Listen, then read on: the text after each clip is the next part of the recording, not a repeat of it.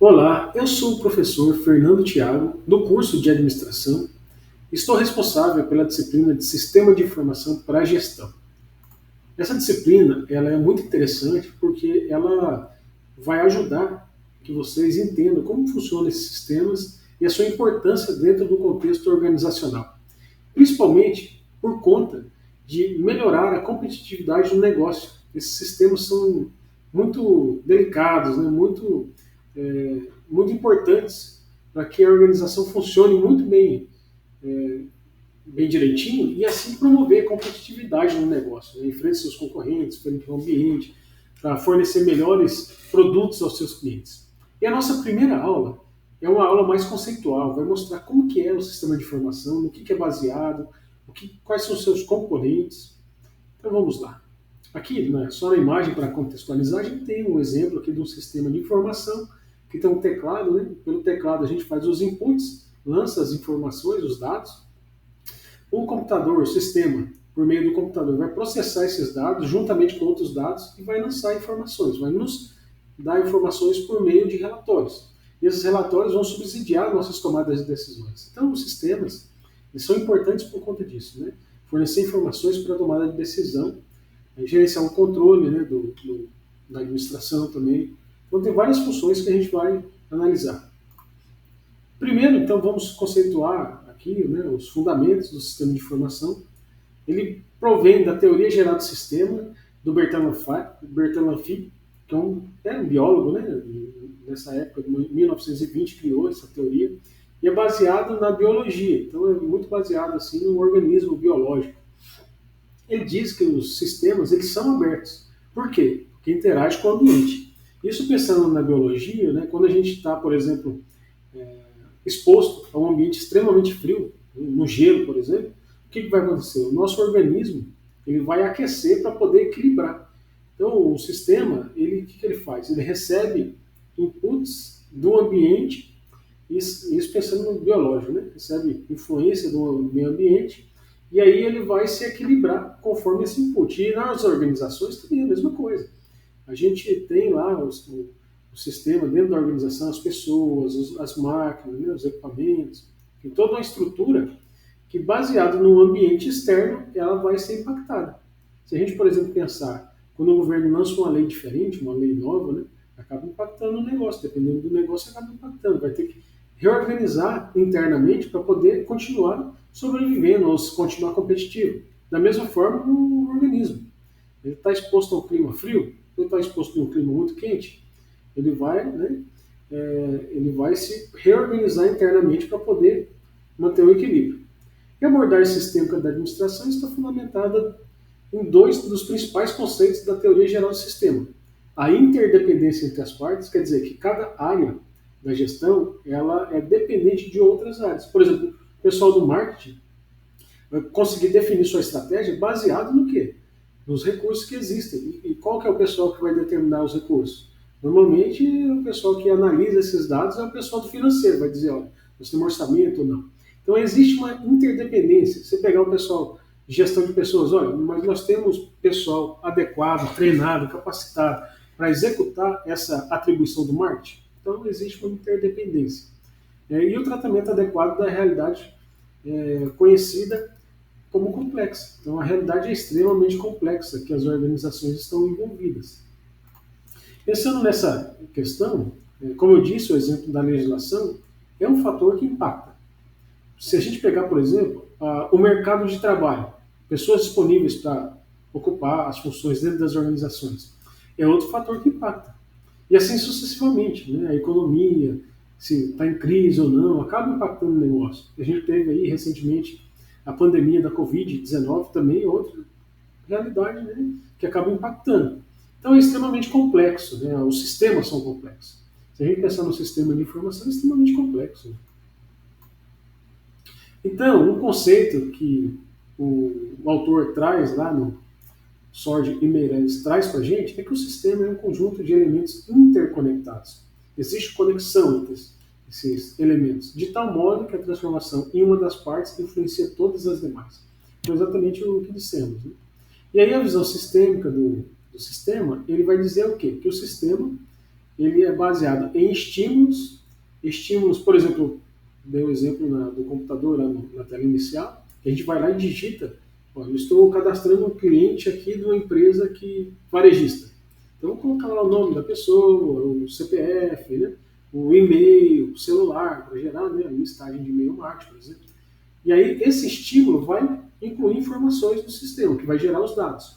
E o conjunto de dados gera informação para a tomada de decisão. Dentro da organização, existem vários sistemas em funcionamento para gerenciar diferentes áreas, como já mencionei no começo, né? Mas a gente tem lá, por exemplo, o sistema de controle da produção, que vai monitorar os materiais, né, as atividades que vão entrar, os serviços, né, ligados à produção, principalmente relacionado, né, ao sistema de controle da produção, o que precisa, né, como que funciona os processos. O sistema de materiais, por exemplo, né, questão do estoque, né, do armazenamento, da distribuição. A ideia é que esse sistema de gestão de materiais vai fornecer o material correto, na hora correta, né? E não pode não ter estoque, por exemplo, né? Dependendo da natureza do negócio. É necessário que aquele material esteja ali pronto para poder ser utilizado. Temos também o sistema de recursos humanos, né, voltado para o gerenciamento do capital humano. Então a gente vai recrutar, selecionar, treinar pessoal, avaliar, né, e vamos desenvolver também, fazer treinamento, capacitação, e a gente pode ter um sistema voltado para isso. Sistema de finanças, que responde pelo controle e análise das transações financeiras, fazer o fluxo de caixa, né, a questão dos orçamentos, análise de investimento, enfim. Vai cuidar da saúde financeira, né, da empresa. E tem vários outros sistemas também que a gente pode exemplificar aqui, né? Sistema de gestão de qualidade, gestão de projetos, tem sistema de informação gerencial, SIG, entre outros, dependendo da necessidade da organização, vai ter um ou mais sistemas rodando ao mesmo tempo. Então, e voltando agora, né, sobre aquele conceito, o estímulo, a gente vai chamar ele de evento de negócio, isso é o que o Sord e o Meirelles trazem. Então, o que é o estímulo? Então, temos exemplos aqui. Por exemplo, recebimento de um pedido de compra. Isso é um estímulo. Então, o comprador vai lá e pede um material no site online da nossa empresa. Então, é um estímulo. A gente recebe um pedido, isso transforma, né, em um dado, e esse dado é processado pelo sistema, que vai gerar lá uma remessa para ser entregue para o comprador. Outro exemplo, entrada de dinheiro em conta corrente referente ao pagamento. Então isso também é outro estímulo. Quer dizer, vamos dizer lá que o comprador vai lá e faz um pedido de compra. Então, beleza, o sistema processa aquilo, vai gerar uma remessa, né? Mas o sistema também vai verificar se o comprador pagou. Então, se ele pagou, né, ele recebe o produto. E aí, um outro estímulo interessante também é o recebimento da reclamação do cliente, que também é um outro estímulo. E aí a gente pode tratar isso no pós-venda, por exemplo. Então, os eventos são negócios que requerem ações por parte do sistema de informações e eles acabam trazendo dados. E quando alguém trabalha com um conjunto de dados, vamos interpretá-los, né? Vamos contextualizar e dar um propósito, gerando informação. Os sistemas normalmente geram relatórios interessantíssimos para a gente tomar decisões. Né? O sistema de informação trata os dados, seja criando, alterando, excluindo, ou simplesmente lendo esses dados. E dessa análise pode gerar informação, que pode contribuir melhor para a organização. Né? Vai gerar, dependendo da robustez, né? A gente pensar, por exemplo, no sistema de vendas, o Big Data, né, vai ajudar muito a criar novos padrões de consumo e sim gerar novas ideias de novos produtos. É muito interessante essa colocação. Aqui a gente tem ainda sobre os fundamentos do sistema de informação, a gente precisa de, tecnicamente, duas coisas, hardware e software. É o hardware que, conceituando, é a parte mais física do sistema, né? Então a gente tem, por exemplo, o computador, é um hardware, o disco rígido, né? As memórias flash, aqui tem um pendrivezinho, temos aqui também, né, um resfriador, né, uma ventoinha aqui para resfriar os equipamentos, enfim, são a parte física. E o software são sistemas criados para que sejam rodados na parte do hardware. A gente tem exemplos aqui, o Windows, né, o e-mail, tem aqui o Linux, o Android, enfim, o leitor de PDF, por exemplo, é um software. Tem até a piadinha, né, que o software é o que a gente xinga e o hardware é o que a gente bate. A piadinha aí nessa área. Mas só para a gente contextualizar, é claro que isso já é um conhecimento meio geral, né? Aqui também, pensando nos sistemas aqui, o hardware ele é a parte principal. Sem o hardware a gente não consegue rodar o software. Por mais que a gente pense em cloud computing, o hardware às vezes está alocado em outra empresa, em outra localidade, né? E a gente roda o sistema na nuvem, mas precisa do hardware lá estabelecido. E também a gente precisa do hardware aqui para acessar os dados na nuvem. Então o hardware, aí tem o sistema operacional, por exemplo, o Windows, o Linux, o Android, o software de aplicação, quer dizer, o aplicativo, né? Por exemplo, o WhatsApp, né? Pensando em sistema de informação gerencial, você tem, por exemplo, os sistemas da TOTOS, vocês têm os siglos, os CRMs, né? Aí, mas precisa de um sistema operacional e aí tem a figura do usuário que vai acessar esse sistema, no verdinho. Aí, voltando ainda para os componentes do sistema, tem os recursos de dados e informações, que são os conjuntos de elementos armazenados, incluindo os dados, a informação, juntamente com os atributos associados a eles, como tamanho, localização, onde que esses dados estão, né, quem são os usuários que podem acessar tanto os dados como as informações e a frequência de atualização da criação. Né, de repente tem uma frequência de backup, né, para atualizar. Por exemplo, eu trabalho com um sistema que ele atualiza uma vez ao dia. Então, a gente às vezes lança os dados, né, lança lá os inputs, e depois, no dia seguinte que o sistema vai processar.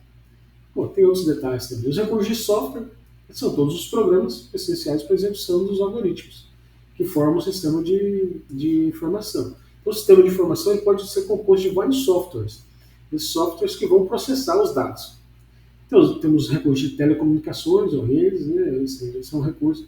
Isso é uma grande novidade, né, na tecnologia de informação, porque a partir da telecomunicação a gente conseguiu comunicar entre os hardwares. Isso aí foi incrível, né?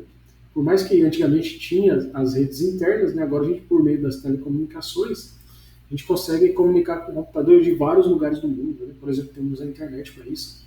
Então, são equipamentos de software específico para gerenciar o tráfego de dados entre computadores, incluindo software de rede, né, os dispositivos como os switches, os roteadores. Eu tenho os roteadores Wi-Fi em casa, né, que são os bem comuns, assim, todo mundo praticamente conhece. Né? A gente liga o nosso celular, o nosso computador, o roteador e esse roteador liga vários aparelhos junto e recebe também ali o cabo de rede de internet para poder distribuir a internet para os equipamentos ali dentro daquele sistema. O switch é uma espécie de roteador também. Né? Na verdade, ele recebe as informações ali e distribui e conecta, né, os outros aparelhos nele. É uma espécie de roteador também.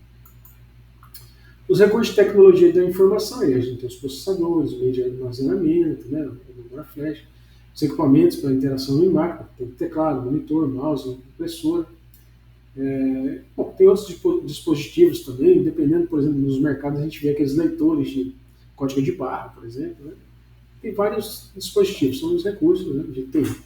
E temos as pessoas que trabalham na área de tecnologia de informação, né? Então, os profissionais de informática, outras áreas como telecomunicações, né? Tem a responsabilidade de construir, operar e melhorar o sistema de informação. Tem os técnicos, além dos técnicos, é importante destacar a comunidade do cliente. Os clientes também, né, que são os usuários dos sistemas, são importantíssimos, principalmente para dar feedback em relação ao funcionamento do sistema. Bom, mas também sem os clientes, né, os usuários, o sistema perderia sua funcionalidade. Né? Sem as pessoas para usar o sistema, não haveria por que ter o sistema. Aí o hardware, ao longo do tempo, agora uma discussão sobre essas questões, né? O hardware, ao longo do tempo, tem reduzido o seu preço. Se a gente pega, por exemplo, nessa foto aqui da direita, a gente tem aqui um 486. Né? O 486, na época, valia muito dinheiro. Era praticamente... Bom, na época que eu comprei um 486, pensando lá em 2004, por aí. Não, 2004 não, 2002, 2003, eu paguei mais ou menos 3 salários mínimos, uma coisa assim. 3 ou 4 salários mínimos. Né? Hoje, um celular simples aí de, sei lá, de R$ 400, R$ 500, praticamente processo muito mais do que um computador 486 da época. Então, o hardware tem reduzido o preço por conta da sua evolução. Né? E o software cada vez mais complexo e sofisticado. A gente tinha, antigamente, né, os sistemas bem fechadinhos, né?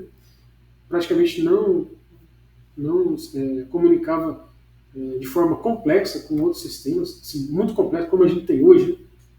E aqui a figura, um exemplo disso é a inteligência artificial generativa.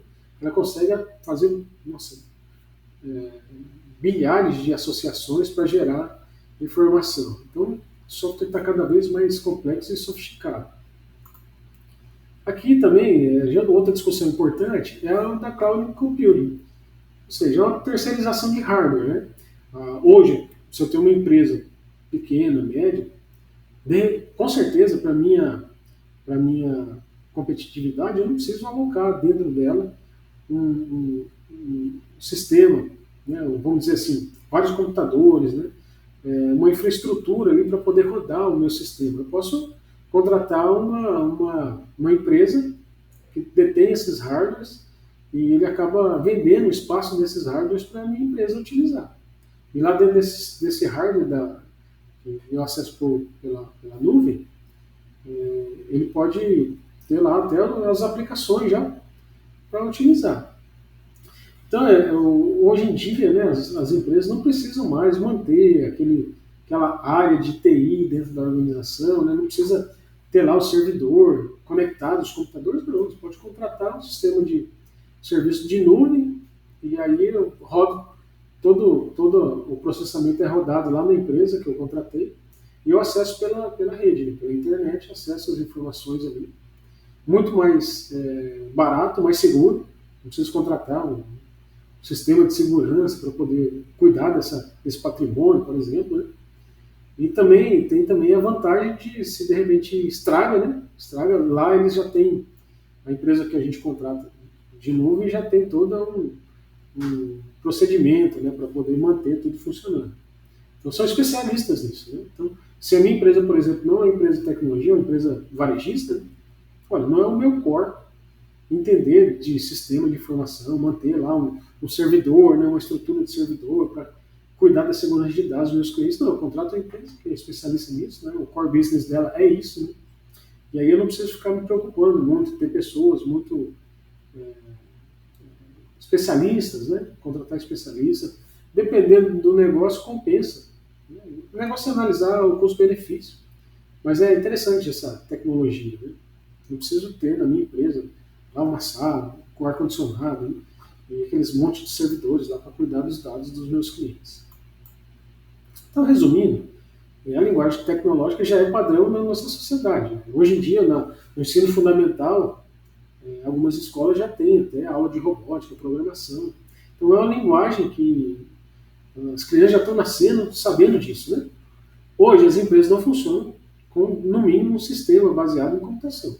Dificilmente uma empresa vai conseguir operar, vender, né, e ser competitiva, gerar escala sem ter um sistema baseado em computação.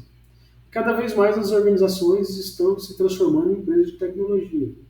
Por exemplo, o CEO da Domino's, né, falou, olha, a minha empresa hoje é uma empresa de tecnologia, Domino's Pizza, né, é uma empresa de tecnologia. Então as empresas estão caminhando para serem empresas de tecnologia. Né? Não tem como funcionar sem um sistema de informação para tomar decisões, né, para poder rodar esses dados, né, para ter uma complexidade, por exemplo, incluindo inteligência artificial, para poder analisar e tomar decisões. Então a gente termina mais essa aula e vamos agora à próxima aula. E qualquer dúvida a gente tem o chat, o grupo do WhatsApp e o fórum também para tirar dúvidas.